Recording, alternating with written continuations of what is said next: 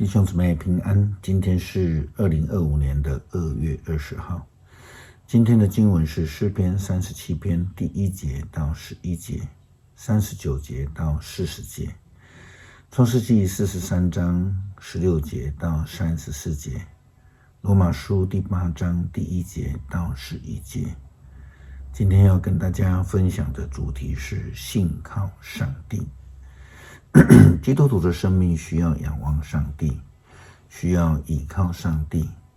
昨天在新眼光读经的当中，同工问道，为什么以色列人要在旷野当中绕来绕去呢？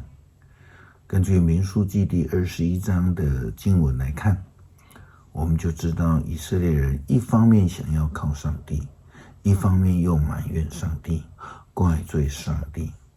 他们甚至嫌弃上帝的恩典。如果我们的眼目可以仰望看上帝，我们就会懂得如何信靠上帝，就不会在生命当中时常的埋怨上帝。约瑟的信仰态度就是一个非常好的典范。创世纪43章16节到34节记载了约瑟看到了自己的弟弟便雅悯之后那样的表现，甚至他对他的兄弟们的真爱也全然的以上帝作为他唯一的标准。创世纪的记载这样说到，约瑟看见便雅悯跟他们同来，就对管家说，把这些人带到我家里，中午他们要跟我一起吃饭，你们宰一头牲畜，准备宴席。管家遵命把他们带到约瑟家里。他们因为被领到约瑟的家里，都非常的害怕，心里就想，一定是为了上次我们袋子里发现的那些钱，我们才被带到这个地方来。他们也许会突然袭击我们，抢走我们的驴子，强迫我们做他们的奴隶。因此他们一到门口就对管家说，先生，请听，上次为了买粮食，我们到这里来过，我们回家在路上过夜时候，打开了袋子，个人发现自己的钱如数在袋子里面。现在我们把这些钱带回来了，还要归还给你。我们另外也带钱来要买粮，我们不晓得上次是谁把钱放回我们的袋子里面。管家说，不要焦急，不要害怕，一定是你们的上帝，你们父亲的上帝，把那些钱放回你们的袋子里，你们的钱我早已收下。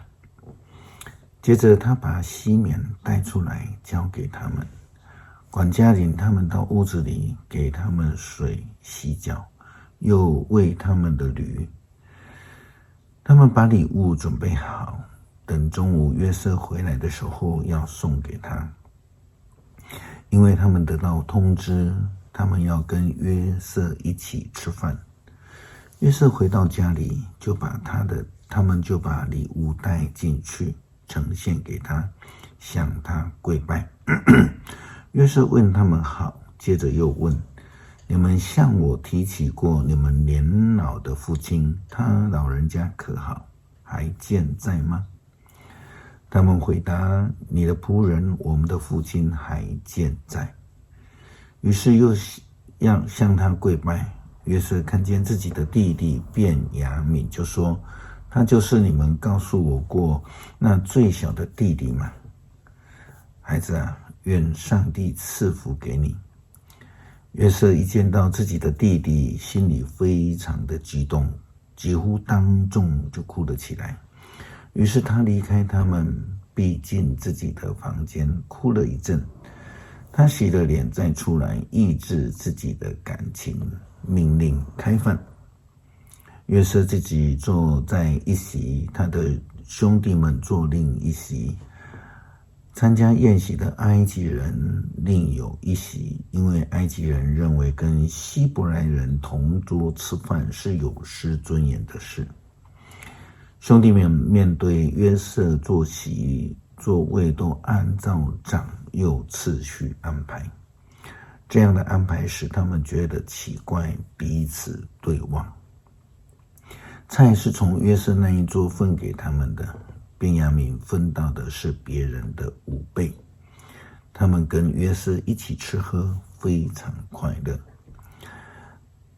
约瑟他的生命跟上帝结连，他全然的信靠上帝，即便是他曾经遇到很大的困难。保罗劝勉罗马教会基督徒的要跟这个耶稣基督结连，因为跟主结连就能够得到救恩。因为当我们跟主耶稣基督结连的时候，我们的里面就会有上帝的灵同在，就是使我们能够信靠上帝而得到救恩。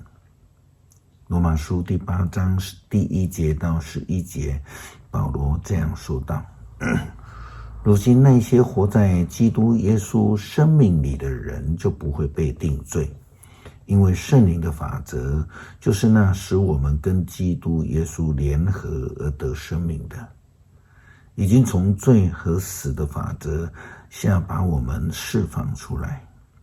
摩西的律法因人性的软弱而不能成就的，上帝却亲自成就了。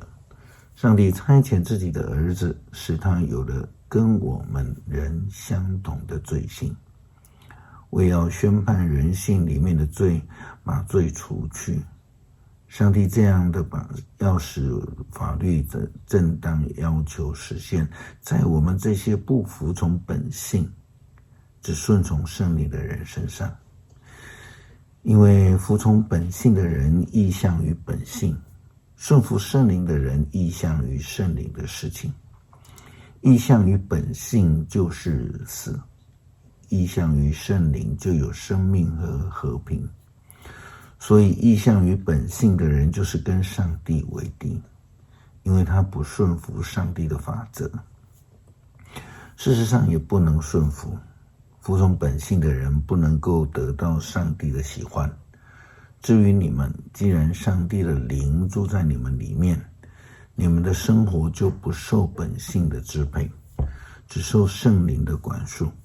没有基督的灵的人就不属基督。可是基督若住在你们里面，纵使你们的身体将因罪而死，上帝的灵也要使你们活，因为上帝已经使你们成为义人了。上帝的灵使耶稣从死里复活，如果这灵住在你们里面，那么这位使基督从死里复活的上帝，也要借着住在你们里面的圣灵，把生命赐给你们那必朽的身体。